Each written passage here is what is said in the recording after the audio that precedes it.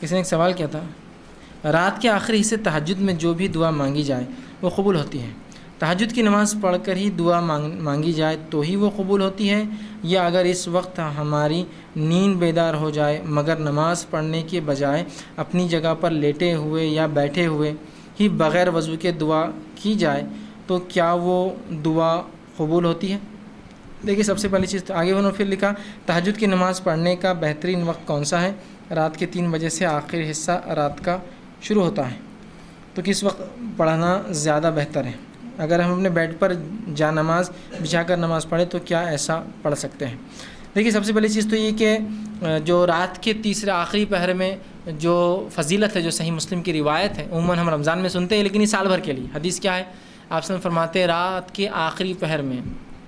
آخری حصے میں اللہ رب العزت پہلے آسمان میں، آسمانی دنیا پر آ جاتا ہے اور ایک ندا، ایک آواز لگاتا ہے، کوئی مغفرت کا طلب کرنے والا، میں مغفرت دینے بیٹھا ہوں، اللہ اس کو حکم دیتا ہے۔ پھر ایک آواز آتی ہے، کوئی مانگنے والا مجھ سے، میں دینے کے لیے بیٹھا ہوں۔ ہر روز، رمضان میں خاص نہیں، ہر روز رات کے آخری پہر میں اللہ رب العزت دنیاوی آسمان پہ آ جاتا ہے۔ کیسے کیا؟ واللہ عالم، بس آ جاتا ہے بس، اور ایک آواز لگاتا ہے، اللہ حکم دیتا ہے، لگاؤ آواز، ہے کوئی مانگنے والا، میں دینے بیٹھا ہوں، ہے کوئی مغفرت طلب کرنے والا، میں مغفرت دینے بیٹھا ہوں اس وقت، ٹھیک ہے۔ اب نبی اکرم صلی اللہ علیہ وسلم اس وقت کا فائدہ کیسا اٹھا وہ دیکھنا پڑے گا ہم کو، طریقہ مانگنے کا۔ آپ صلی اللہ علیہ وسلم نماز پڑھتے تھے۔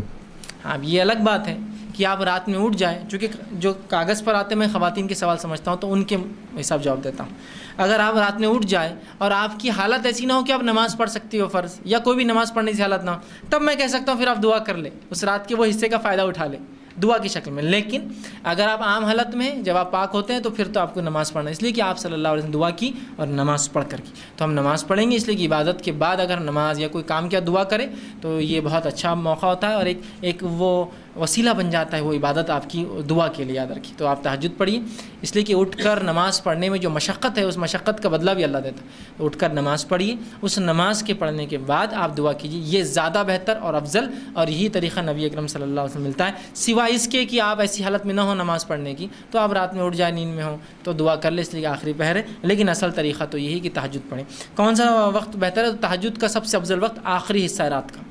شروع ہوتا ہے عشاء کے بعد سے، آخری جو پہر آخری حصہ ہوتا ہے وہ تو رات میں بہرحال یہ مختلف علاقوں میں مختلف رات کا ڈیوریشن ہوتا ہے تو وقت بدل جائیں گا۔ جیسے ہمارے پاس اورنگ آباد کے اندر فجر کا وقت جو ہے تقریباً 4:15 یا 20 منٹ سے شروع ہوتا ہے،